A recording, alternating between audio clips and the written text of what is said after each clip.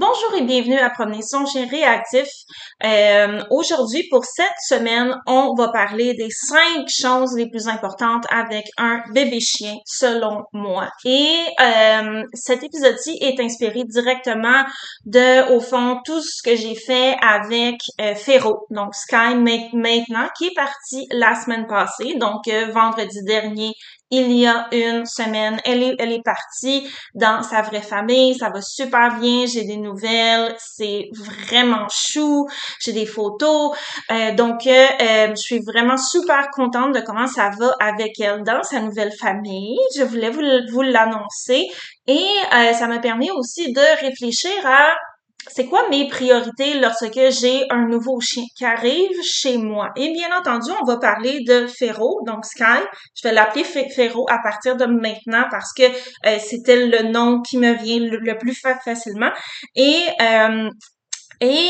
oui, je vais parler de chiot parce que c'était un chiot et généralement lorsque j'accueille des chiens ici en famille d'accueil, ce sont des chiots parce que c'est beaucoup plus facile à introduire dans ma meute que un chien adulte. Euh, Sauf que il y a beaucoup de parallèles à faire avec un adulte au fond, parce que ces éléments-là sont des choses qui sont très importantes pour moi avec n'importe quel chien, mais surtout avec un jeune chien et surtout en préparation au fond à tout le travail qu'on va faire au niveau de réhabilitation, de la réactivité et de la gestion des émotions. Donc, c'est pour ça que je voulais vous en parler dans cet épisode-ci parce qu'on va vraiment toucher à plusieurs choses. L'éducation d'un chiot et c'est quoi mes priorités, comment je vais éviter la surstimulation.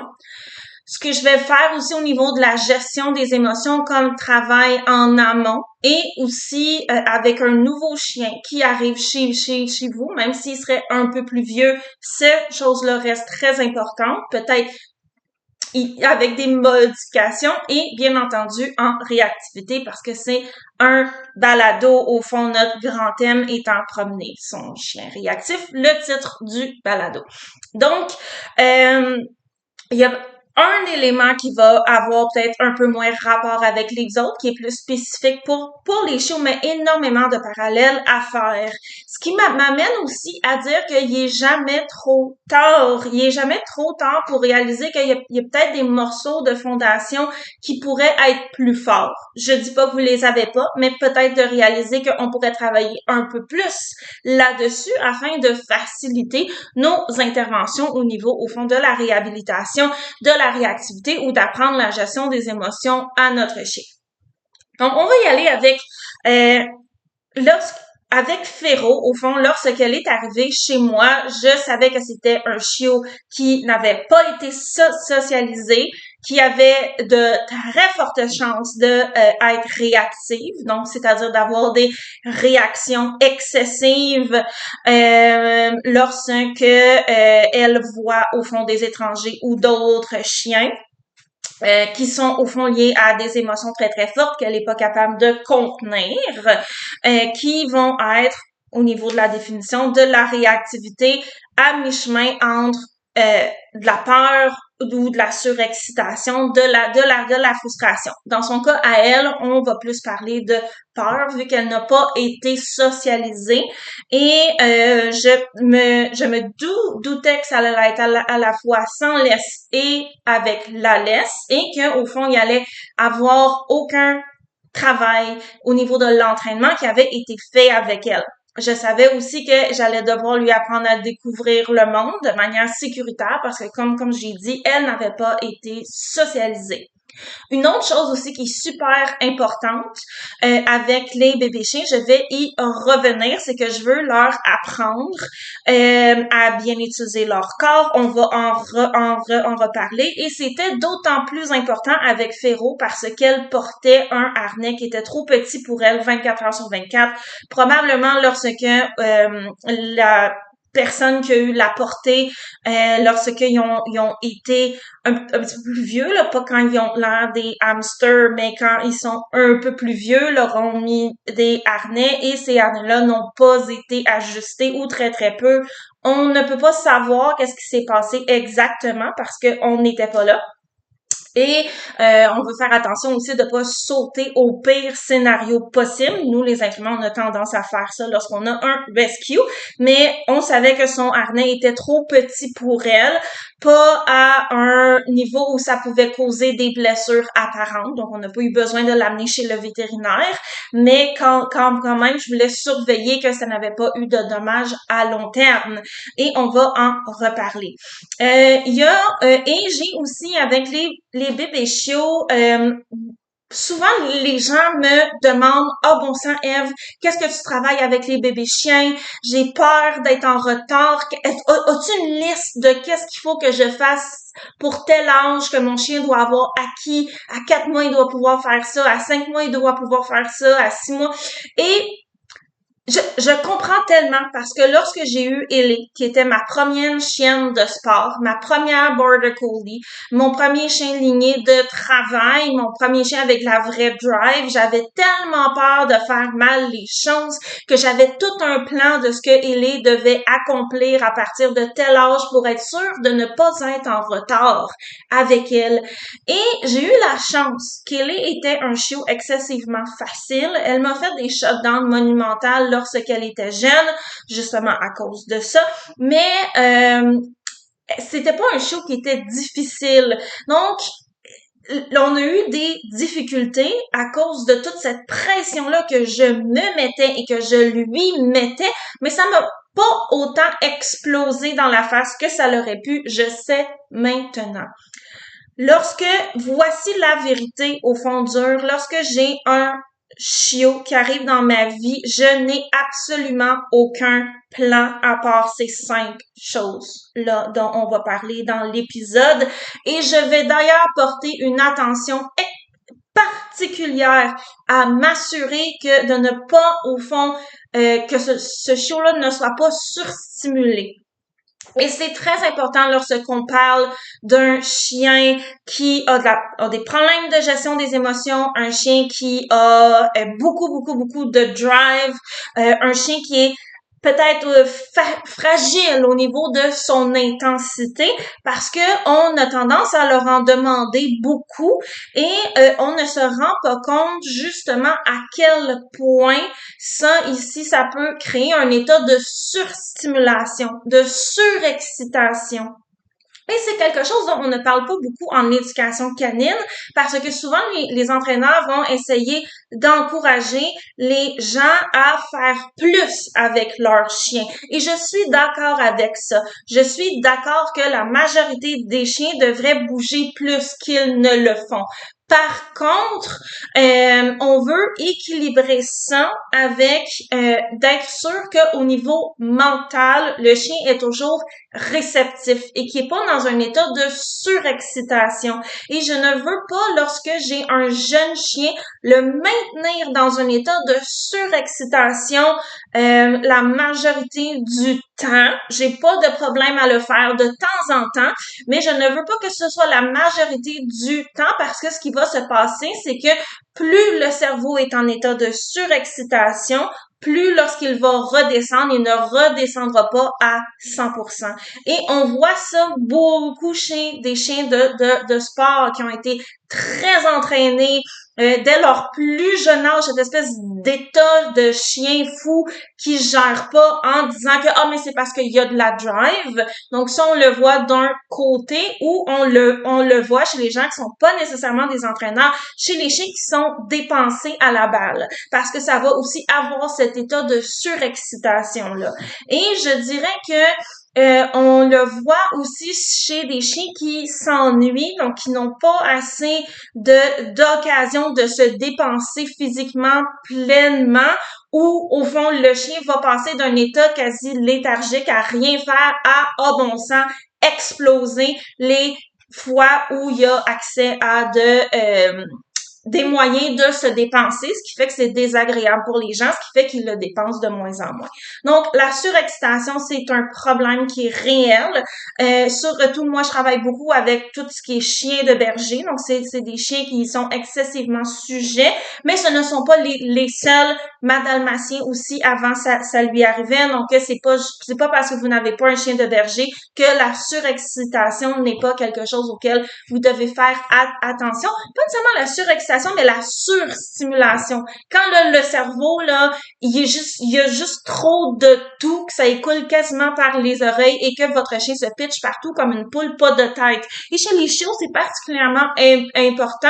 Chez les chiens aussi qui ont de la misère à gérer leurs émotions parce que ils n'ont pas cette maturité-là d'être capables de reconnaître qu'ils vont être dans un état de surexcitation et de se calmer eux-mêmes. Donc, je fais très attention à ne pas amener mon chien dans un état de surexcitation souvent, volontairement. Est-ce que ça veut dire que toute excitation est mauvaise? Non, c'est normal d'avoir des phases d'excitation dans la vie. De la même manière que dans nos vies, on va avoir des moments de stress, on va avoir des moments où ça va bien, on va avoir des moments où on est excité, des moments où on est fâché, des moments où on est joyeux, des moments où ce qu'on vit, c'est un équilibre. Là où c'est pas bon, c'est lorsqu'il y a un déséquilibre. Par exemple, chez les gens anxieux, il y a trop de moments passés en stress, même lorsqu'il n'y a pas de stresseur. Mais là, on rentrera pas là-dedans, c'est un autre sujet. Donc, équilibre est vraiment le mot qui est important lorsqu'on parle de gestion des émotions de nos chiens, au fond, en manipulant leur environnement et nos décisions, particulièrement chez les chiots parce que le cerveau est en développement. Et je veux pas que leur cerveau se développe en étant dans un état de surexcitation constant, ou très souvent que ça devienne sa norme. Est-ce que vous me suivez dans ce que je veux dire? Et donc, pour ça, je n'ai pas de tableau de à partir de tel âge, il doit être capable de faire X. Je n'ai pas d'objectif de il faut que je travaille à chaque jour, autocontrôle, assis, couché, rappel. Ça va être beaucoup plus organique et mêlé dans la vie de tous les jours, mais je ne me mets pas cette pression-là parce que c'est pas bon pour moi, c'est pas bon pour le chiot et ce n'est pas bon pour notre relation et ce n'est pas bon pour son développement aussi. Est-ce que ça veut pas dire que on ne va pas saisir les opportunités pour entraîner notre chiot? Absolument pas. J'ai entraîné Féro, mais je n'avais pas d'objectif fixe. À part ces 5 points-là, en fait, il y en a 6 qui sont très importants pour moi et qui vont être plus dans la vie de tous les jours. Donc, on y va avec c'est quoi nos 5 points importants lorsqu'on a un bébé chien, lorsqu'on éduque un bébé chien, surtout un qui n'a pas été parti de manière optimale comme Féro et qui sont aussi des choses qui sont importantes avec des chiens de n'importe quel âge. Lorsqu'on parle au fond, gestion des émotions, réhabilitation de la réactivité. Donc, une des choses très importantes que je fais avec n'importe quel chien, surtout lorsque j'ai un chien en famille d'accueil qui s'en vient ici, parce qu'il s'en vient pas en famille d'accueil chez moi, parce que ça va bien, hein, c'est de m'assurer que ce chien-là se sente en sécurité.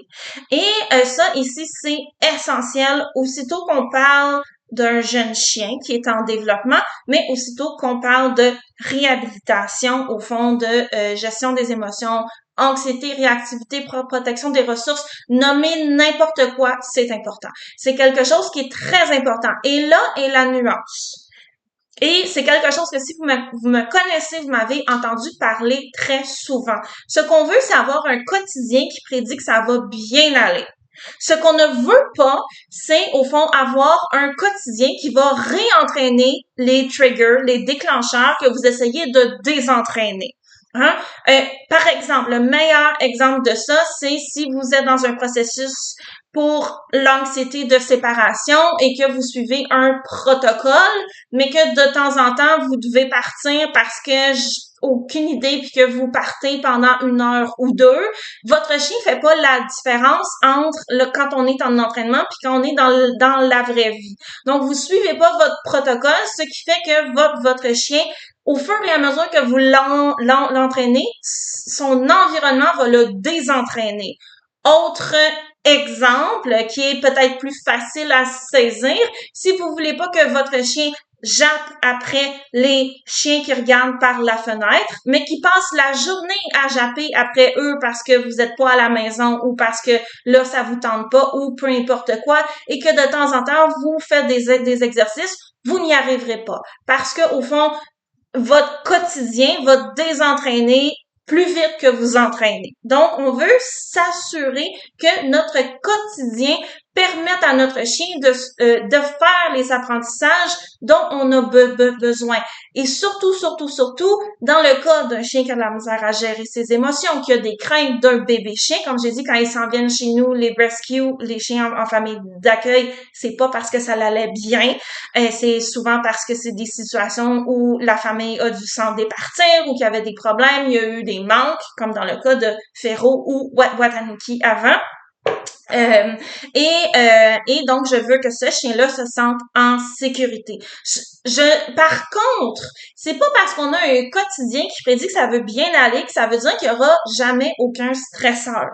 Et c'est là où on veut avoir un équilibre, parce que j'ai vu du monde se rendre malade à essayer de penser qu'ils devaient fournir à leur chien une vie utopique qui était exempte de n'importe quel type de stress. Et ça ici, c'est impossible. Le stress zéro n'existe pas. J'ai vu du monde avoir stressé eux-mêmes parce que leur chien a fait une lichette de museau et ils se sont dit oh, c'est un signal d'apaisement, mon chien qui est stressé. On veut être à l'écoute du langage non verbal de notre chien, bien entendu. On veut éviter de le mettre dans des situations où il est pas bien, à moins d'une urgence. On parle bien entendu de visite vétérinaire parce que le chien s'est pété la gueule.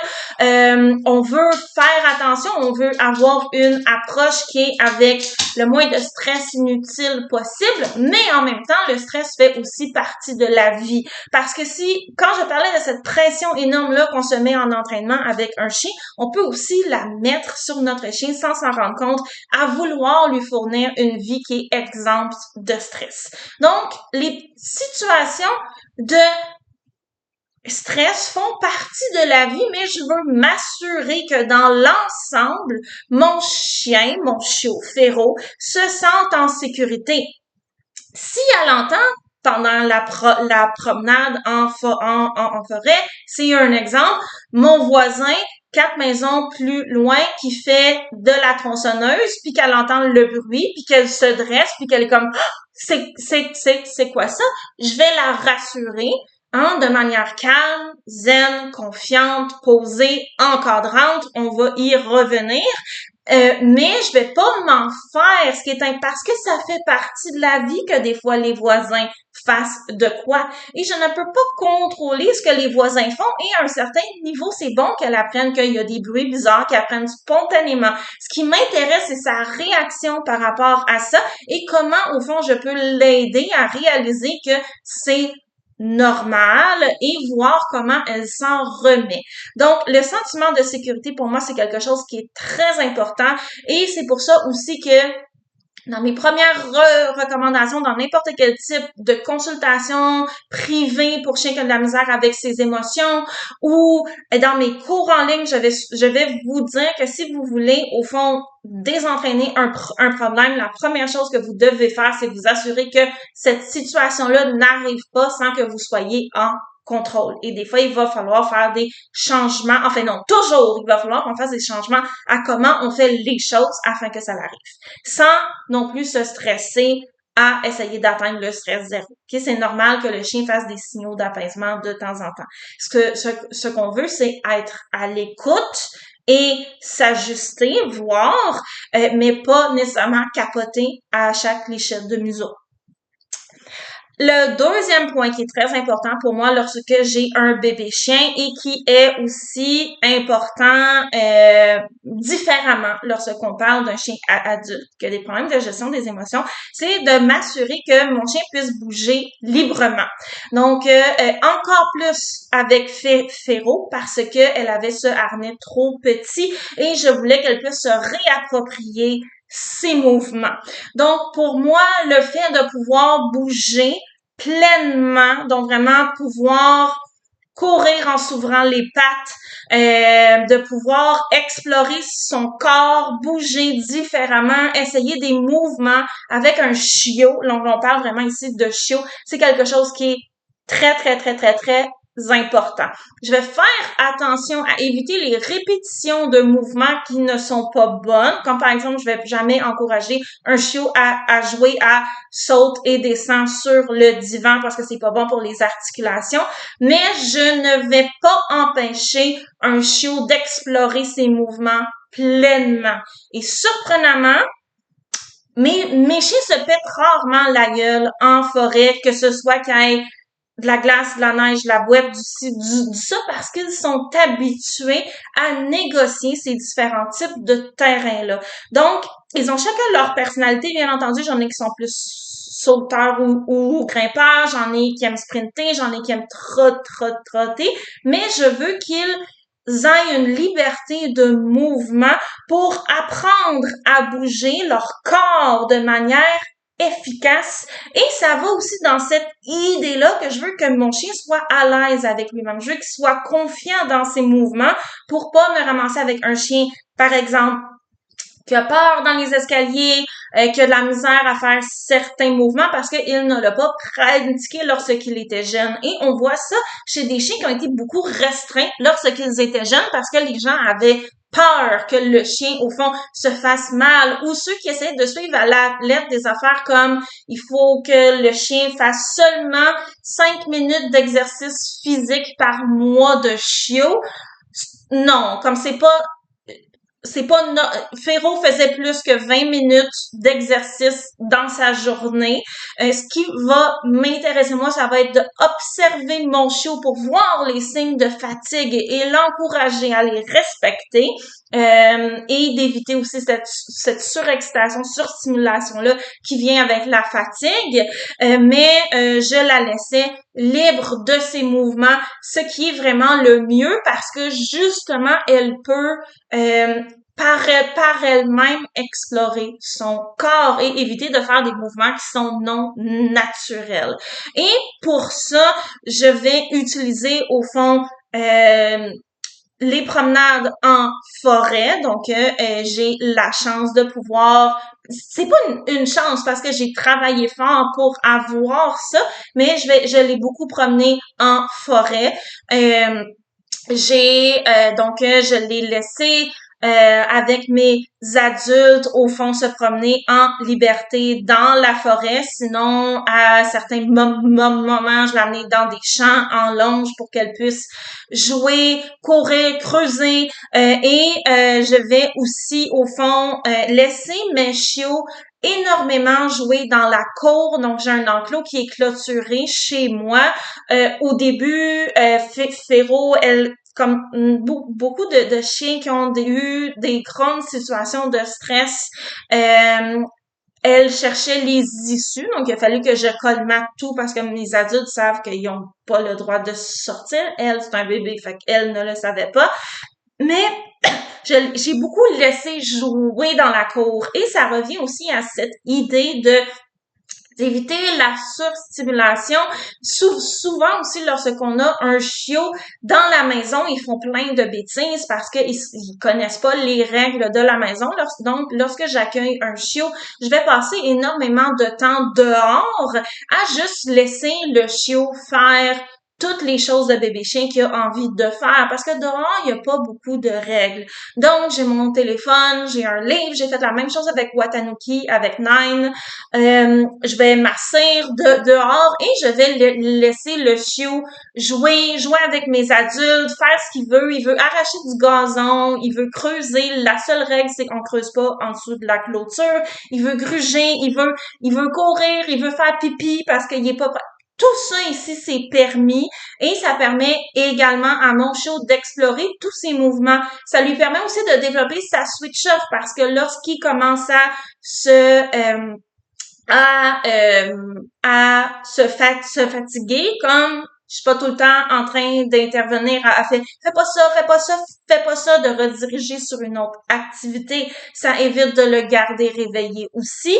Et ça lui permet éventuellement de finir par se calmer, se coucher, regarder le temps passer, des fois s'endormir aussi. Et ça aide vraiment beaucoup les premières journées de faire ça. Donc, je passe en général beaucoup de temps dehors lorsque j'ai un chiot. Là, ici, on parle de dehors de chiot, mais avec un chien adulte qui est en réhabilitation de de la réactivité, de gestion des émotions. Je vais aussi m'assurer que ce chien-là puisse bouger aussi amplement qu'il en a besoin. Parce que l'activité physique aide à faire baisser le stress. Et c'est là, et trop de stimulation mentale, ça rend grognon. Donc, alors que l'activité physique permet de libérer des endorphines. Et un des problèmes en réactivité, qui est un cercle vicieux, c'est que souvent, c'est les déclencheurs les plus forts sont proches de la maison. C'est ceux que le chien a le plus pratiqué, c'est ceux qui sont le plus difficiles, c'est souvent ceux où nous-mêmes, on est fatigué aussi, on a le plus de misère. Quand le chien sort de sa promenade, il est plein d'énergie, donc il se gère moins, puis quand il revient de sa promenade, il est fatigué, donc il se gère moins. Donc, souvent, les déclencheurs autour de la maison sont les plus durs, donc ça va moins bien. Donc, les gens promènent de moins en moins le chien, surtout quand on leur dit d'essayer d'éviter les déclencheurs, ce qui est un vrai ce qui est un bon conseil. C'est la première chose que je vous ai dit, que le chien se sente en sécurité.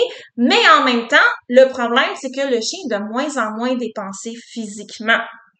Oui, on peut venir offrir plus de stimulation mentale, des entraînements, du grugeage, des jeux dans la maison. Tout ça ici, ce sont des outils pour nous permettre d'offrir une vie enrichie à notre chien, ce qui est important, mais il faut pas oublier que l'activité physique ne peut pas être remplacée à long terme par d'autres types d'activité.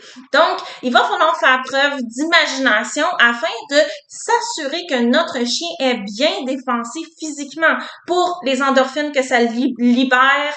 Donc, au niveau du bonheur, pour, au fond, ça veut assurer que son niveau de stress est plus bas parce que de courir, ça lui permet de baisser au fond son niveau d'évacuer son stress. Mais je ne veux pas que ce soit non plus des jeux de balles parce que ça ici c'est surstimulant, ou des jeux de parc à chiens où les chiens font juste s'énerver ensemble parce qu'il y a plein de mauvaises habitudes au niveau de l'association excitation égale chien plus plein d'autres affaires au niveau du parc à chiens. Ce n'est pas le thème de cet épisode-ci. Donc, de s'assurer que le chien ait des occasions de bouger, de vraiment s'ouvrir les pattes dans des environnements où vous pouvez prédire qu'il n'y aura pas de déclencheur, et si jamais il y en a un, ça va être un ou deux que vous allez être capable de gérer. Ça va être quelque chose de super bien. J'ai un épisode aussi j'ai plein d'épisodes sur l'activité physique. Vous pouvez retourner les regarder. Donc, c'est quelque chose qui est essentiel et on veut vraiment faire attention à ça lorsqu'on parle de gestion des émotions. Notre animal doit vraiment pouvoir se dépenser selon ses besoins à lui ou elle. Donc, ça ici, c'est mon deuxième point qui est très important avec un bébé chien. Donc, de m'assurer que mon chiot puisse bouger librement. Ensuite, au niveau de la quantité d'exercice, ça va dépendre de mon chien. Je vais observer mon chiot. Bien entendu, Féro avait moins d'énergie que mes Border Collie, donc on faisait des plus petites promenades adaptées à son âge et habituées à ses besoins.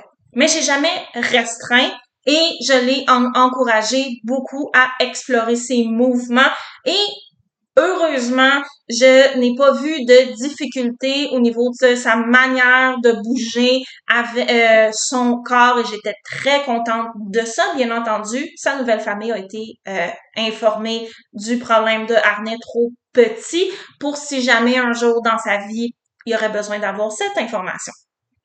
Ensuite, troisième point qui est très important pour moi, qui est moins important dans le cas d'adultes, ici on parle vraiment très spécifiquement chiot, je vais bien entendu surveiller les interactions avec les adultes. Mes chiens ont accès les uns aux autres tant qu'il n'y a pas un problème au fond que là j'ai besoin de mettre des barrières. Donc je ne restreins pas l'accès à mes adultes lorsque j'ai un chiot à moins qu'il y ait un problème. J'ai aucun problème à ce que mes chiots jouent avec mes adultes. Ça n'a jamais entraîné de problème de focus par la suite. Et je vais vraiment m'assurer que le chiot est poli envers les adultes et que au fond tout le monde s'entend bien et aussi je vais utiliser mes adultes afin que mon chiot fasse des apprentissages normaux de la vie et qui va l'aider dans sa gestion des émotions, de sa frustration, d'apprendre qu'il peut pas toujours avoir. Et bien entendu, je surveille parce que c'est important. Donc, un bon exemple que j'avais mis sur ma page à un moment donné, Rina avait une pomme parce que j'ai un pommier, puis les pommes tombent de temps en temps. Les chiens adorent le matin aller fouiller, savoir s'il y a des pommes qui ont tombé. Donc, Rina avait une pomme. Féro voulait la pomme.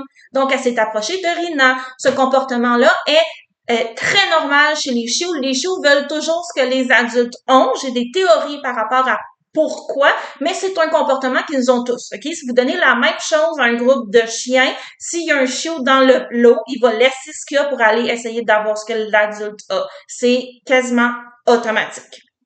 Donc, on veut prévoir ce genre de comportement-là. Je vais observer ce que mes adultes font. Et généralement, ce qu'ils vont faire, ça va être de, au fond, avertir le chiot avec leur langage canin de « non, tu ne peux pas avoir ma pomme ». Et d'où l'importance de connaître ses adultes aussi. Il y a des chiens qui ont tendance à surcorriger et il y a des chiens qui se laissent faire. Ça ici, c'est les deux cas dans lesquels je vais intervenir. Donc, un chien qui se laisse faire, donc qui donne au chiot n'importe quoi, ou qui surcorrige un chiot. C'est-à-dire que s'il dit au chiot non et que le chiot se retire, qu'il va continuer à aller avertir. Donc, ça ici, c'est de la surcorrection. Ou un chien qui avertirait de manière trop forte, qui va faire peur au chiot et qui pourrait être dangereux, par exemple. Mais c'est sain et normal qu'un adulte chien dise à un chiot, c'est ma pomme, ou c'est ma branche, ou c'est mon je sais pas trop quoi, va-t'en jouer ailleurs, trouve-toi n'importe quoi, ça ici, c'est à moi. Et généralement, ce qui va se passer, c'est que le chiot va rester à une distance respectable de l'adulte, va sentir au sol. On parle ici de comportement de remplacement. Dans le cas de Féro, pour passer sa frustration, elle se mettait à arracher du gazon. Ça ici, on parle de gestion des émotions normales qui est saine et bonne. Et Féro apprenait que, ben oui, tu peux pas toujours avoir la pomme ou la branche qu'un adulte a. Et ces premières interactions-là, je vais les observer avec des choses de basse valeur pour voir comment ça se passe. Parce que s'il y a de la bisbille pour des choses aussi banales qu'une branche, dans le cas d'une branche qui est pas super précieuse,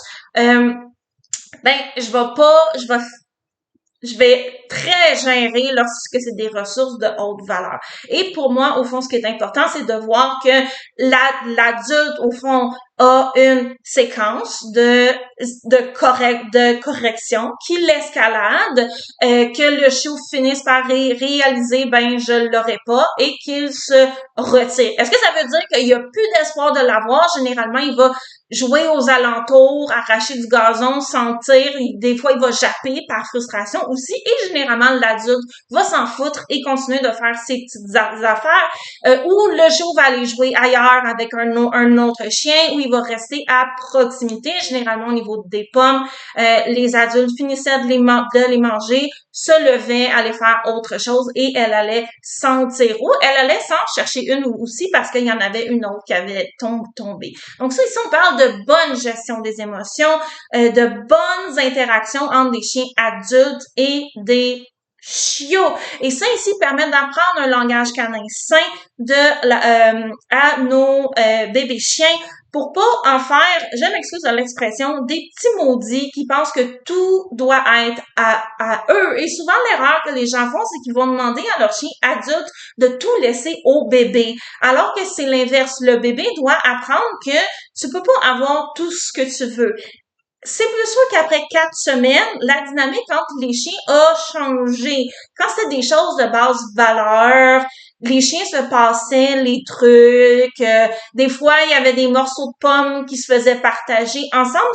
Ça c'est correct. Parce qu'après 4 semaines, il y a une relation entre ces chiens-là qui commence à s'établir. Mais la petite avait quand même appris que non, c'est non. Puis des fois, elle s'essayait, c'est normal. Et de voir, au fond, de toutes ces interactions-là, ces dynamiques-là, c'est des choses qui sont importantes que le chiot apprenne. Féro est venu chez moi avec un très bon langage canin. Sa mère chienne a fait une excellente job, malgré elle-même qui vivait pas dans un environnement optimal. Bravo à cette chienne-là. Donc, super beau d'observer les interactions. Donc, comme je le disais, je vais énormément observer les interactions et lorsque ce n'est pas, au fond, approprié, c'est-à-dire lorsque mes adultes se sentent pas bien ou lorsque mon chiot va faire des apprentissages que je ne veux pas des apprentissages qui sont pas bons pour son développement, je vais intervenir. Mais si ça va bien, je n'interviens pas, je vais laisser mes chiens, au fond, discuter entre eux tant que ça reste de la discussion et que tout le monde, ultimement, va bien et est en train de faire des bons apprentissages. Et ne me suis jamais inquiétée en laissant accès à mes chiots, à mes adultes, que, au fond, ma valeur pour moi au niveau de son focus baisse. J'ai jamais eu ce problème-là. Que ce soit avec des chiens de berger féro qui est un mélange de nordique, j'ai aucun problème avec ça parce que ça m'amène à mon quatrième et mon cinquième point, ce que je vais travailler aussi, ce qui est très important pour moi va être la relation avec ce chiot-là. Et de mon expérience, puisque j'ai été famille d'accueil souvent, j'ai gardé des chiens aussi, pas si souvent que ça, mais une fois de temps en temps parce que mes amis me le demandaient. La meilleure chose à faire, c'est d'accueillir le chien comme s'il allait toujours faire partie du groupe et quand il y a besoin de le laisser aller, de le laisser aller. Parce que toutes les fois où j'essaie de mettre une certaine distance entre moi et le foster, donc le chien en famille d'accueil ou le chien que je gardais, ça l'a pas bien été.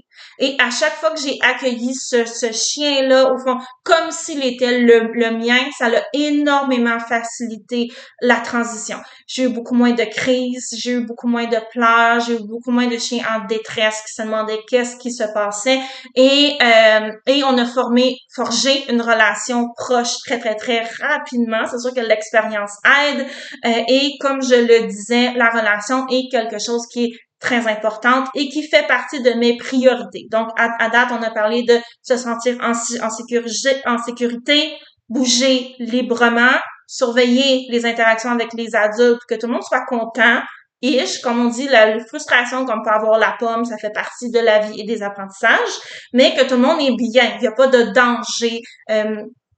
J'ai fini par séparer avec Tumo à certains moments critiques quand ils sont fatigués à l'heure des repas, mais ça c'est parce que Tumo il est pas fin à ces moments-là et que ce n'est pas des bons apprentissages pour Féro. Puis c'est pas bon pour Tumo de pratiquer ça, puis ça lui permet d'avoir la paix. Donc le focus, je vais le décliner au fond toute cette histoire de relation-là, je vais le décliner en 2 éléments. 2 éléments qui sont très importants et qui sont mes 2 points suivants. Être le phare de mon chien, ce qui est vital en gestion des émotions, peu importe l'âge, et travailler son focus par le biais, au fond, de jeux et de jeu d'attention, de développer son envie d'être avec nous. le focus, c'est pas d'entraîner le chien à nous regarder les yeux dans les yeux comme si c'était un exercice d'autocontrôle. Ça, c'est plate.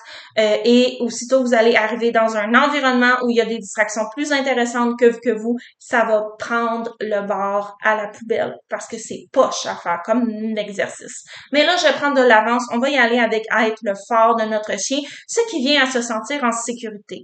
J'ai parlé que les moments de stress font partie de la vie, que ce soit des choses qu'on n'a pas prévues, genre 3 voisins plus loin, il y a une tronçonneuse ou un ski, un 4 roues, de la visite qui va arriver, les exercices de réhabilitation, parce que bien entendu, j'ai amené Féro dans des situations où il y avait des déclencheurs pour pouvoir la travailler, oui, en respectant son rythme, oui, en respectant ce qu'elle était capable de faire, mais dans toute situation, la vraie vie, des fois, va faire en sorte que il y a des situations qui arrivent. Donc, les chiens ne vivent pas dans des univers de bulles, dans le bubble wrap, et aussitôt qu'on sort en civilisation, ou si vous vivez avec des gens dans votre maison qui ont aussi des activités, des buts, des ça, il va arriver des situations de stress. Et de devenir le phare de sécurité de mon chiot, ça va permettre à aider dans ces situations-là. Parce que même si l'environnement y est inquiétant, comme par exemple, à un moment donné, comme quand on a été faire des exercices de réhabilitation, quand il y a eu ce bruit soudain là au niveau de la tronçonneuse, à un moment donné, c'était un de 4 roues, je vous l'ai dit. À un moment donné, il y a une photographe qui est venue à la maison. Mon conjoint, il y a une fois par semaine un de ses amis qui vient pour s'entraîner. Donc, toutes ces situations qui amènent un certain stress, d'être le fort de mon chien, d'être son pôle de sécurité, me permettent de lui donner un outil supplémentaire pour être capable de vivre à travers ces situations-là. Et ça, c'est quelque chose qui est vital, peu importe l'âge de votre chien. Donc, que ce soit chiot ou adulte, au niveau de gestion des émotions, mais juste au niveau de la relation en général, parce que les stresseurs font partie de la vie. Vous voulez, au fond, être la personne qui prend en charge ces situations-là de stress et de ne pas attendre de voir ce que le chiot va faire, mais de vraiment vous poser comme étant la personne qui rassure, la personne qui est là, la personne qui règle le problème, la personne qui prend les bonnes décisions pour le chien. Et ça, c'est quelque chose que je vais travailler dès le début avec n'importe quel chien qui, au fond, passe entre mes mains, peu importe son âge. Donc, ça ici, c'est très important parce que ça me donne un outil de plus pour pouvoir gérer le chien. Et j'aime beaucoup mieux avoir un chien qui, lorsqu'il y a un stresseur, vient automatiquement à moi que prend la poudre d'escampette, que ce soit pour s'enfuir ou pour aller charger. Ou même si le chien est libre, comme dans le cas de Féro qui était pas dangereuse, qu'elle s'approche de la photographe, qu'elle jappe, mais qu'elle revienne automatiquement à moi après, ou que je l'appelle et que ce soit super facile pour elle de revenir parce que je suis son pôle de sécurité, c'est un outil dont on ne peut pas se passer. Et justement, cette habitude-là de s'enfuir qu'elle avait au début lorsque je l'ai eue, a pas disparu à 100%, mais j'en ai vu très, très peu de traces, sauf dans des situations où elle était hyper stressée parce que justement, j'étais pas là pour l'aider à se gérer. Donc, d'être le fort de sécurité de votre chien ne l'empêche pas, au fond, de devenir un chien qui est indépendant, qui est capable de gérer ses émotions par lui-même si c'est fait correctement. Donc, n'ayez pas peur d'intervenir pour aider votre chien à passer au fond dans ces situations stressantes-là de la vie qui arrivent et de justement se pratiquer à faire ça avec les petits stress pas importants, comme le voisin, au fond, comme je vous disais, qui passe à tronçonneuse ou peu importe quoi, va vous permettre aussi de développer toutes ces habitudes-là lorsqu'il va y avoir quelque chose de plus gros. Donc, comme je vous ai dit, on a des épisodes sur l'attitude à avoir, l'indépendance chez les chiots. Il y a des liens avec ça aussi. Tout ce qui touche à rassurer un chien, le leadership qui est au fond de prendre les bonnes décisions pour notre chien avant qu'il en prenne une pas bonne, qui a rien à voir avec les théories de marde, de chef, de meute, puis de correction. C'est vraiment d'être la personne de référence qui prend des bonnes décisions pour le chien, qui ultimement sont à son avantage, à son bénéfice et pour l'aider à gérer ses émotions. Donc, ça ici, d'être ce pôle de sécurité-là, c'est quelque chose qui est essentiel. Et je vais mettre le temps qu'il faut là-dessus, que mes chiens savent toujours que peu importe mes décisions, ultimement, c'est toujours à leur avantage. Même quand c'est des décisions qu'ils ne veulent pas, genre, par exemple, je dis qu'on s'éloigne du déclencheur puis ils veulent aller japper. Mais oui, ils veulent pas, mais ultimement, c'est pour leur mieux-être. Parce que mon chien, il est pas bien pendant qu'il va japper. Et ça, c'est toujours, je ne laisse jamais un chiot ou un chien qui a de la misère à gérer ses émotions tout seul avec son problème. Je vais toujours être là et lorsqu'il commence à développer ses facultés de gérer ça par lui-même, je suis toujours là en backup. Et il le sait. Et ça, ici, c'est la meilleure formule pour justement aider un chien à apprendre ses émotions. C'est pas en étant tout seul avec son problème, c'est parce que vous soyez là avec vous et que vous l'accompagnez là-dedans. Et le dernier point, ou l'avant-dernier, parce que j'en ai un bonus, l'autre point qui est vital pour moi avec un bébé chien, c'est le focus. Que je ne vais pas travailler en le privant d'interaction avec l'environnement, parce que comme je vous ai dit, je laisse libre accès à mes adultes, sauf s'il y a un problème. Je laisse mes chiens courir en liberté, ils peuvent creuser, ils peuvent chasser les écureuils, ils peuvent faire ils peuvent jouer ensemble, ils peuvent sentir, j'ai plein de terriers dans ma forêt. J'y vais pas par privation parce que je n'ai pas besoin d'y aller par privation. Je vais passer un temps fou à jouer avec mes chiens, interagir avec eux, me présenter comme étant, au fond, non seulement la personne qui est rassurante et sécurisante, mais aussi comme étant la personne le fun. Ce qui veut pas dire qu'il n'y a pas de règles. Ça, ici, ça tombe dans être le phare de référence. Le cadre, les limites sont importantes, mais à la fois le fun, à la fois qui ont envie d'interagir avec, que lorsque je propose un jeu, c'est génial. Donc, on va faire des jeux d'attention.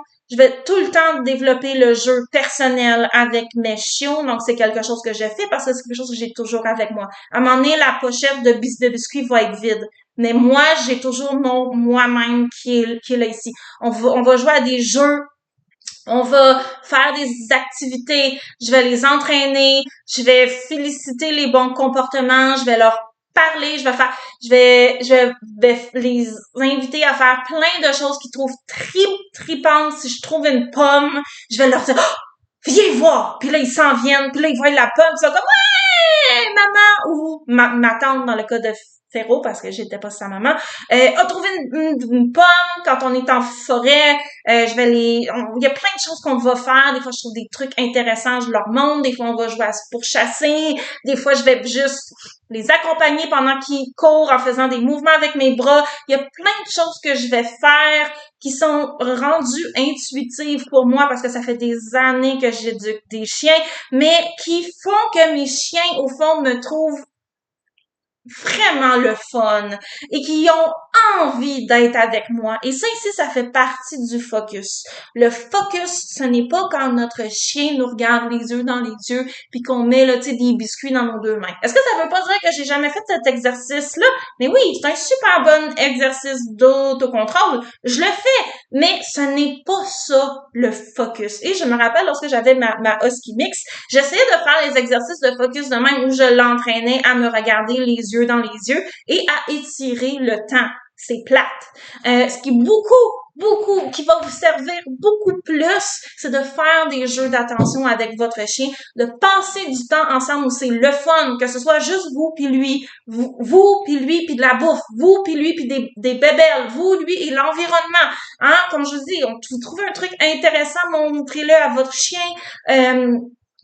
Quand il chasse les écureuils, chassez avec lui. Ça veut pas dire de se mettre à quatre pattes pour y courir après, mais de vous insérer dans toutes ces activités-là va faire que votre chien va avoir envie de passer du temps avec vous. Et ça ici, indirectement, ça va tout aider. Tout. Écoute, gestion des émotions, réactivité, anxiété, sport canin, tout bénéficie d'avoir un chien qui a plus envie d'être avec nous. C'est sûr que dans une situation de réactivité, mon chien, il a juste envie d'aller japper par en avant, là. Hein? On se le cachera pas. Mais ça aide quand on a un chien qui écoute davantage et qui, en même temps, sait qu'on est son fort et qu'on ne le laisse pas non plus faire des comportements qui ne sont pas à son avantage. Donc, tout ça ici est en synergie les uns avec les autres afin de baisser le niveau de stress de mon chien, augmenter son niveau de sécurité, travailler la relation avec moi, avec un cadre bienveillant dans lequel le chien se sent bien, mais avec des limites claires dans lesquelles je le laisse pas non plus faire des comportements qui sont pas bons. Tout ça ici me est en synergie ensemble afin de me donner les outils que par la suite, lorsqu'on va commencer à entraîner de manière plus sérieuse, que ce soit sport canin, comme dans le cas de admettons Féro si je l'avais gardé, ou que ce soit exercice de réhabilitation. Mais ça, ici, c'est la fondation. Et plus votre fondation est solide, plus elle est forte, plus on a travaillé ces éléments-là, plus après ça, ça devient facile de faire le reste. Donc ça, ici, c'est la base. Et ce sont les 5 points les plus importants lorsque j'accueille un bébé chien et c'est mon seul objectif. Après ça, à partir de quel âge mon chien s'assoit sur commande vocale seulement sans que je tienne de biscuits, ça va arriver. Si mon chien il est prêt à faire ça, puis qu'on fait ça, puis qu'il y a du fun, puis j'ai du fun, hurrah, on le fait. Mais ça ici, pour moi, c'est accessoire. Ou je vais m'en servir comme étant une manière de développer du focus, l'envie de travailler avec moi, commencer à mettre certaines bases aussi d'autocontrôle, de ci, de ça, que tranquillement, je vais travailler. Mais je n'ai aucune liste d'accomplissements que mon chien doit être capable de faire parce que je m'adapte toujours au chien devant moi, mais ces 5 éléments-là reviennent systématiquement, peu importe le chiot qui me passe entre les mains. Donc, je les répète, se sentir en sécurité, pouvoir bouger librement. Je surveille les interactions avec mes adultes. Je veux être le phare de sécurité de mon chien et ça, ici, je vais passer un temps fou là-dessus.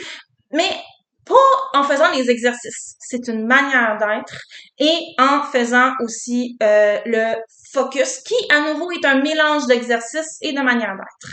Et après ça, les séances d'entraînement, les exercices de réhabilitation vont se mêler à tout ça, mais sans objectif précis et plus ces 5 éléments-là deviennent gros, plus et que mon chiot mature, bien entendu, devient de moins en moins sujet à surstimuler, donc on peut entraîner un petit peu plus longtemps, ou au fur et à mesure qu'il apprend à gérer ses émotions, on peut, bref, faire des exercices de réhabilitation plus souvent.